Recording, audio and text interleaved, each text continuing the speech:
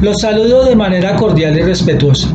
Mi nombre es Hugo Barrera y continuando con la serie de videos que he decidido compartir con ustedes para aportar mi grano de arena a la construcción de una Colombia mejor, hoy en el video 146 continuaremos el repaso sobre el momento histórico de la revolución en China.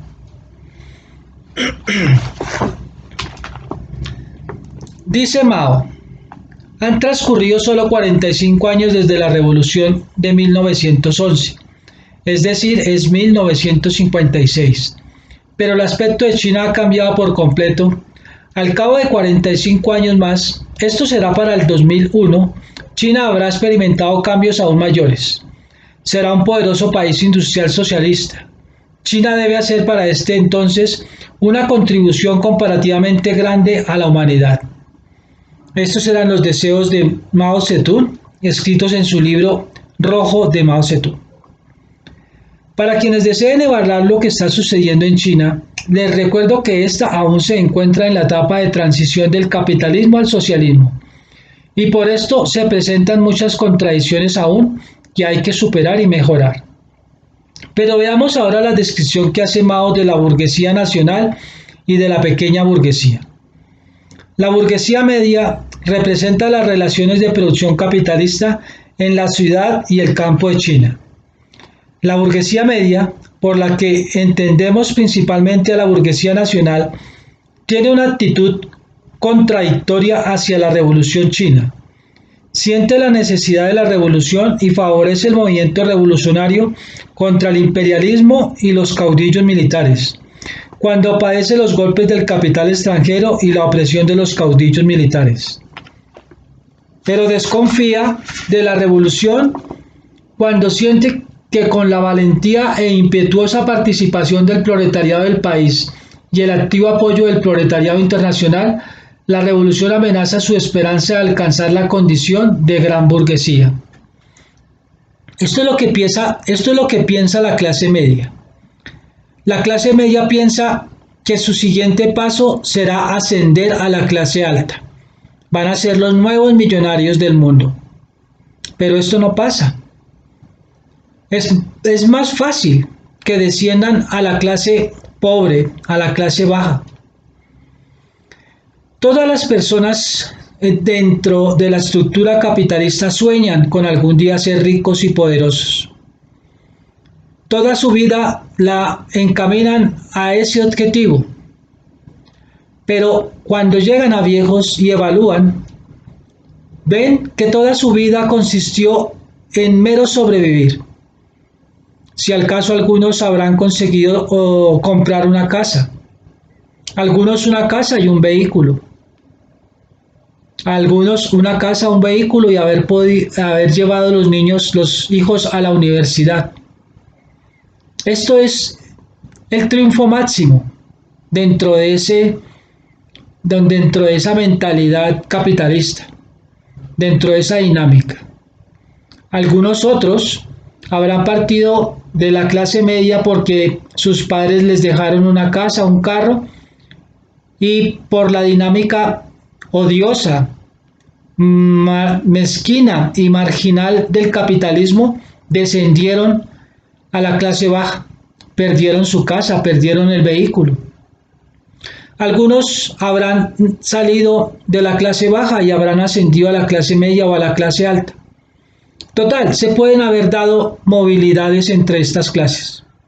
De la clase alta pudo haber bajado a la clase media o a la clase baja, alguno de los miembros de esa clase alta. Pero en conclusión o en el grueso del análisis, sigue siendo muy poca la clase alta privilegiada, luego una clase media y luego una gran mayoría de clase baja. Cuando un modelo político y económico nos demuestra esto año tras año, década tras década, pues simple y llanamente concluiríamos que este modelo es equivocado mantenerlo, es injusto mantenerlo. Esto sin analizar todas las otras cosas que hemos visto que con una sola de ellas ameritaría el cambiarlo. La inseguridad, la destrucción del planeta, la destrucción de los recursos naturales, las guerras, la deshumanización, la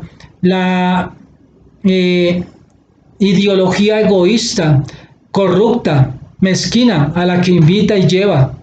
Entonces, todas estas cosas juntas demuestran que no es solo por una, pero con una bastaría cambiarlo, pero son muchas. En lo político aspiran a establecer, estos de la clase media, en lo político aspiran a establecer un Estado dominado por una sola clase, la burguesía nacional. Es decir, como todas las revoluciones burguesas, en que esa clase se quiere reivindicar para llegar más arriba. Uno dice que ser verdadero discípulo de Tai Chi Tao declaró que Chen Pao de Pekín: levantad el brazo izquierdo para aplastar a los imperialistas y el derecho para aplastar a los comunistas. Estas palabras expresan el dilema y el temor de la burguesía nacional.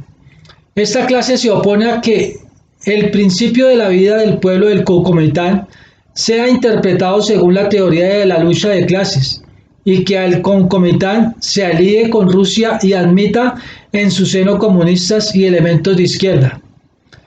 Pero su intento de establecer un Estado dominado por la burguesía nacional es absolutamente irrealizable, debido a que la actual situación mundial se caracteriza por el hecho de que las dos grandes fuerzas, la revolución y la contrarrevolución, se enfrentan en la lucha final. Así lo veía Mao en ese momento. Cada una de ellas ha levantado una gran bandera. Una es la bandera roja de la revolución, que enarbola la Tercera Internacional, llamando a unirse en torno suyo a todas las clases oprimidas del mundo.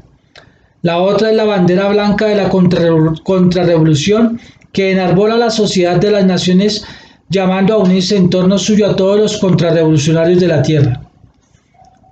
Así lo veía Mao.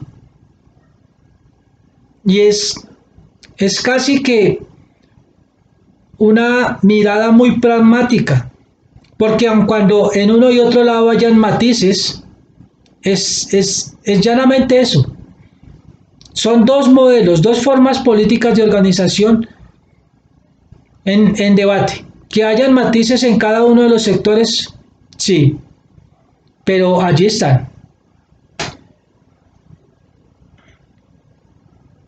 Inevitable. Y los contrarrevolucionarios, dice, la Tercera Internacional, llamada a unirse en torno suyo a todas las clases oprimidas del mundo. La otra es la bandera blanca de la contrarrevolución, que enarbola la Sociedad de las Naciones, llamando a unirse en torno suyo a todos los contrarrevolucionarios de la tierra.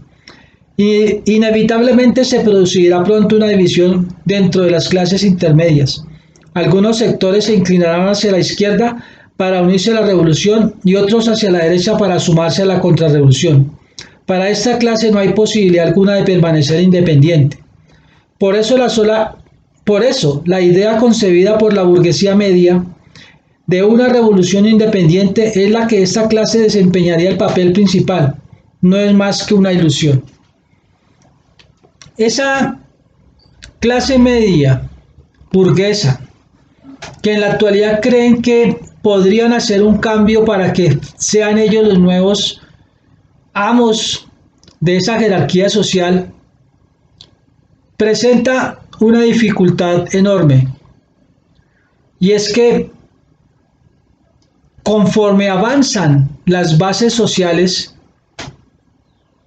es más difícil que las personas quieran participar en cambios meramente reformistas. Sigue siendo así. Las mayores tendencias políticas se centran en esa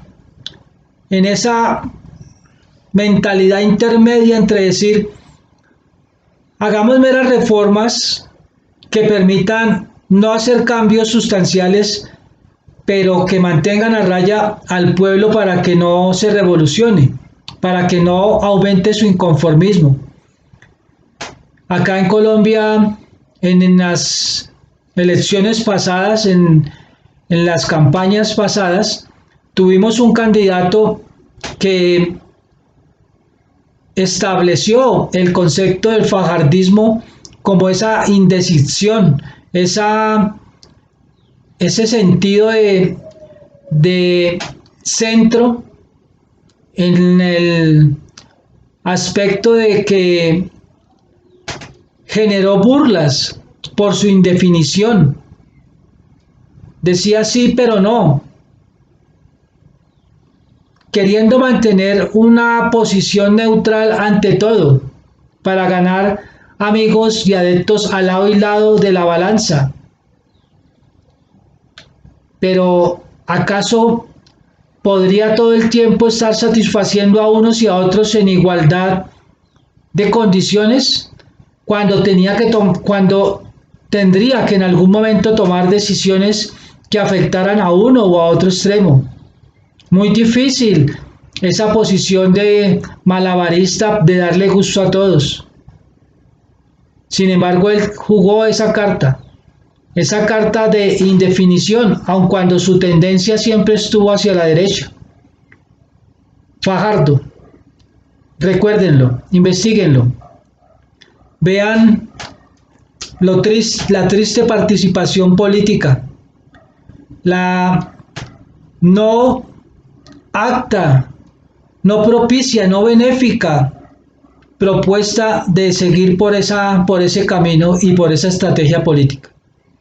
Esa indecisión, medias aguas, medias tintas, no le aportan nada al beneficio, al progreso, a la construcción de una Colombia mejor. Por supuesto, la derecha menos. Se deben hacer transformaciones que realmente beneficien a la humanidad. Y esas están del lado de los progresistas, del lado de la izquierda. Luego, en la izquierda también hay muchos sectores que en el transcurso y en el avance hacia una Colombia mejor, un mundo mejor, tendrán que depurarse, porque aun cuando se reivindican de izquierda, son más cercanos a ese centro y al mismo tiempo de ese centro hacia la derecha. Lo que pasa es que se disfrazan, se intentan mimetizar, pero ni siquiera están claros en su ideología. Dice, la pequeña burguesía se divide en tres sectores. El primero comprende a los que disponen de algún excedente de dinero o en grano, es decir, aquellos que por su trabajo manual o intelectual reciben cada año ingresos superiores a sus gastos de manutención, movidos por el vehemente deseo de enriquecerse. Esas personas rinden devoto culto al mariscal Chao. Son gente de poco carácter. Por su condición económica tan cercana a la burguesía media, dan mucho crédito a la propaganda de esta y desconfían de la revolución. Este sector es una minoría dentro de la pequeña burguesía y constituye su ala derecha.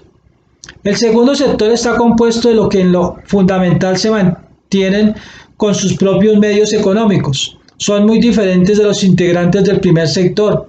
En los últimos años, víctimas de la opresión y la explotación del imperialismo, de los caudillos militares, de los terratenientes feudales y de la gran burguesía, han llegado a sentir que el mundo ya no es lo que era. Se dan cuenta de que el trabajo como antes no pueden asegurarles su subsistencia. Para ganarse la vida tienen que prolongar su jornada de trabajo, levantarse más temprano y acostarse más tarde, y redoblar su cuidado en el trabajo. Se vuelven entonces un tanto insultantes y califican a los extranjeros de demonios extranjeros, a los caudillos militares de generales bandidos y a los déspotas locales de ricos desalmados. En cuanto al movimiento contra los imperialistas y los caudillos militares, solo dudan de su éxito, porque los extranjeros y los caudillos militares les parecen muy poderosos e indecisos de participar en él, prefieren mantenerse neutrales, pero de ninguna manera se oponen a la revolución. Este sector es muy numeroso y representa aproximadamente la mitad de la pequeña burguesía. En el tercer sector comprende a aquellos cuyo nivel de vida va en descenso, muchos de ellos pertenecientes a familias que fueron acomodadas, están pasando gradualmente a una situación en que a duras penas logran mantenerse a una vida más y más precaria. Al hacer el balance de fin de año, exclaman aterrados, ¿cómo? Un nuevo déficit. Ya que han vivido días mejores y que su situación se agrava de año en año, sus deudas crecen y su existencia se hace cada vez más miserable. El solo pensar en su porvenir les da escalofríos. Esas gentes sufren intensa pena a causa del fuerte contraste que existe entre sus vidas pasadas y presentes. Ocupan un lugar bastante importante en el movimiento revolucionario, pues constituyen una masa numerosa y representan el ala izquierda de la pequeña burguesía. En tiempos normales, estos tres sectores de la pequeña burguesía difieren en su actitud hacia la revolución, pero en tiempos de guerra, es decir, cuando la revolución está en ascenso y se ve la aurora de la victoria, se unen a la revolución, no solo el ala izquierda, sino también el sector intermedio de la pequeña burguesía, y hasta elementos de su ala derecha se ven obligados a seguir la corriente de la revolución. Esto es una cita del libro Obras escogidas de Mao Zedong. Como vemos, esta dinámica de pensamiento, de posición social, ha sido una constante. Por una parte están los más desposeídos, los más vulnerables económicamente, luego una clase media a la que estos tratan de subir y la que, como estos de la clase media piensan que van a llegar arriba, no están de acuerdo en modificar nada, piensan que todo debe seguir así y que lo importante es que ellos puedan ascender y total no están tan mal. En esta dinámica se dan las cosas. Todos carentes de una ideología, todos carentes de una cualificación intelectual suficiente. Entonces, los de arriba, los de la clase alta, con su discurso mentiroso y manipulador le hablan a estas personas. A estas le dicen lo que quieren escuchar, y es que si se esfuerzan muy pronto llegarán acá arriba, y a estos les dicen que si se esfuerzan muy pronto llegarán acá, pero que mientras no llegan acá, tranquilos, que ellos van a cuidar de ellos y los van a proteger. Entonces, con esa promesa de que los van a proteger, los tranquilizan un poco. Y así, cada cuatrenio en Colombia, cada tiempo de nuevas elecciones, las promesas son las mismas: combatir la corrupción, disminuir el desempleo, aumentar las posibilidades de crear empresa, proteger a las madres cabeza de familia, velar por la educación de los niños, por el cuidado de los niños, hacer vías, mirar el tema de la salud. Todas son promesas, promesas años tras año, con promesas, proyectos para disminuir, pero ninguno para acabar, porque saben que dentro del capitalismo no pueden acabar con estos fenómenos, con estas problemáticas, porque son producidas por el mismo capitalismo. Entonces, nos concluimos en lo siguiente: no podemos seguir pensando que con meras reivindicaciones, con meras reformas vamos a construir una Colombia mejor. Tenemos que cambiar el modelo político y económico, cambiar la superestructura propia ahora de un nuevo modelo político y económico, y ese nuevo modelo político y económico debe tener unas características diametralmente opuestas a las del capitalismo. Debe ser un modelo político que permita felicidad, bienestar, paz, convivencia armónica con la naturaleza. Entonces, si lo queremos hacer, debemos ver que la mejor y más segura forma de hacerlo es cualificándonos intelectualmente, concientizándonos y uniéndonos al pueblo para que, al ser mayoría, podamos realizar estas transformaciones que se requieren. Nuevamente te pido compartir mi video para que más personas lo vean. Te pido que vean los demás videos que he publicado y nos vemos en el próximo. Un abrazo.